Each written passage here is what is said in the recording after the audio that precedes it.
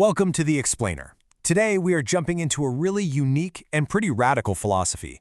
It comes from a source text called the Codex Antinecronomica, and it paints a picture of a world where information isn't just about power. It's literally the difference between living and dying. Okay, so this quote here, lies kill, truth gives life, this is it. This is the foundation for everything we're about to get into.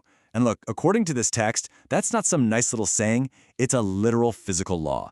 The idea is that disinformation, actual lies, they literally break down and destroy living things, while truth, what the Codex calls eternal truths, well, that's what builds, what sustains, and what helps us evolve.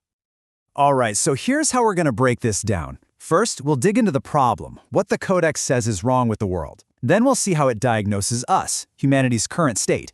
From there, we'll look at the cure it offers. And finally, we'll explore the brand new society it wants to build. Sound good? Let's go. All right, first up, a world of lies. The Codex kicks things off by diagnosing a global sickness, something it calls necronomism or necronomic madness. And yeah, it's saying our entire civilization has it. And again, according to the source material, this isn't some philosophical idea. They're treating it like a literal disease. Necronomism is this collective psychosis, right? It's a state where we're on a constant diet of lies, and that makes any real evolution impossible. All that's left is degradation. And you know, this leads to a really grim conclusion.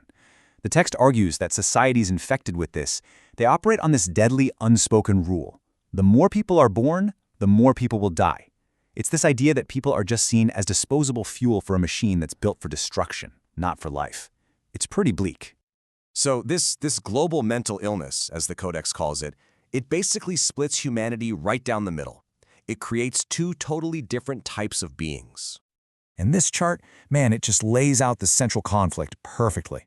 On the one hand, you've got disinformational emotional beings, or DES. These are the people, the Codex says, who are just swamped by lies, and it sends them spiraling downwards. But on the other hand, you have informational emotional beings, IES.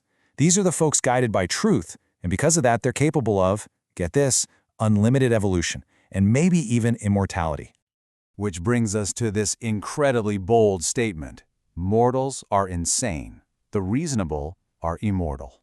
So what's crucial to get here is that in this way of thinking, being reasonable isn't just about being smart or logical. No, it's a state of being perfectly in sync with these eternal truths. And if you can achieve that, the Codex claims you've basically made yourself immortal. Insanity and death, they're just two sides of the same broken coin. Okay, so to really hammer this new reality home, the text gets really specific about language. It pushes for something it calls terminological hygiene. The whole idea is that the words we use now in our necronomic world are just fundamentally broken. For instance, it completely throws out terms like old people. Why? Because it argues that in nature, such a thing doesn't even exist. Yeah, so this terminological hygiene thing completely changes how you think about aging.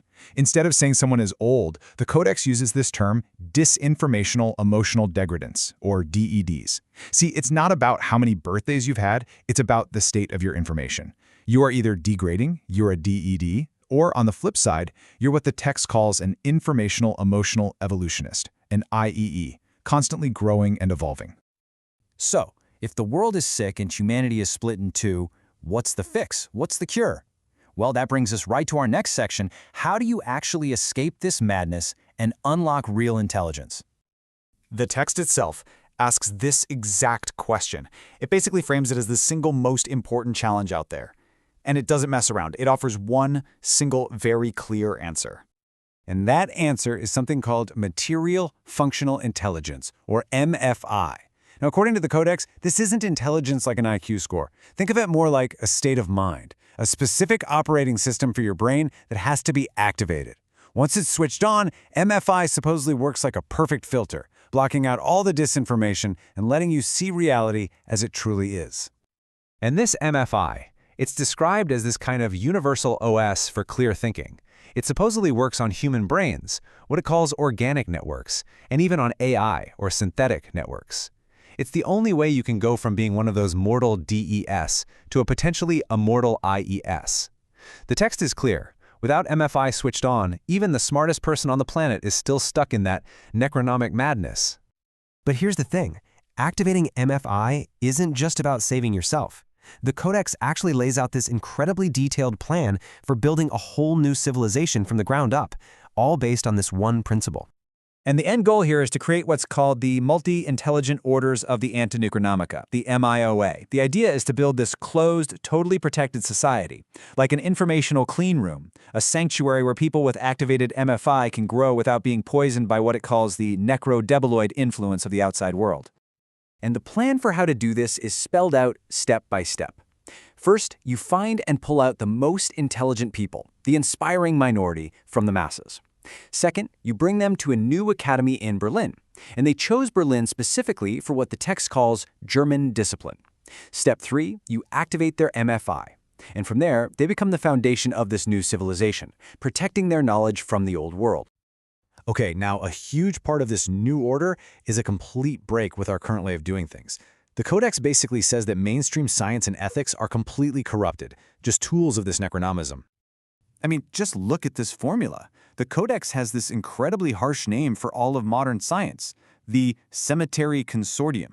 It's arguing that what we call science today isn't about finding truth in reality. It's just a game, a self-referential loop of citing other dead authorities and building reputations among other, well, dead authorities.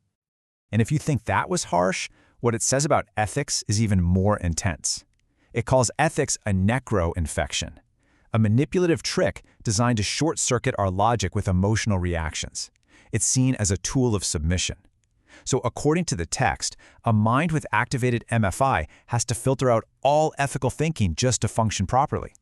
So in the end, whether you buy into any of this or think it's completely out there, the Codex Antinecronomica really does leave you with a powerful question. It makes you look at the news you read, the things you watch, the stuff you listen to, not just as entertainment or ideas, but as something you're feeding your mind, like nourishment or a slow-acting poison. And so it leaves us with this one final, really provocative thought. If truth creates life and lies create death, what is your information diet doing to you?